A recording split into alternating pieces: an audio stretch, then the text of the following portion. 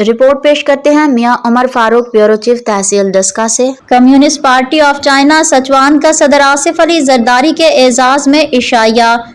چengdu دورہ چین کے موقع پر چengdu میں صدر پاکستان آصف علی زرداری کے اعزاز میں عشائیہ دیا گیا۔ عشائیہ کی میزبانی کمیونسٹ پارٹی آف چائنا سچوان کے پارٹی سیکریٹری وانگ شیاؤ ہوئی نے کی۔ صدر آصف علی زرداری، خاتون اول بی بی آصفہ بھٹو زرداری اور چیئرمین بلاول بھٹو زرداری نے عشائیہ میں شرکت کی۔ سینیٹر سلیم مانڈوی والا، پاکستان کے سفیر برائے بیجنگ خلیل ہاشمی اور چین کے سفیر برائے پاکستان جانگ زائی دونگ بھی عشائیہ میں شریک ہوئے۔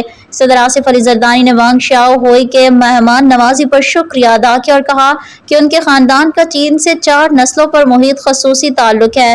چینی میزبان نے 2008 سچوان زلزلے کے دوران پاکستان کی مدد پر شکریہ ادا کیا۔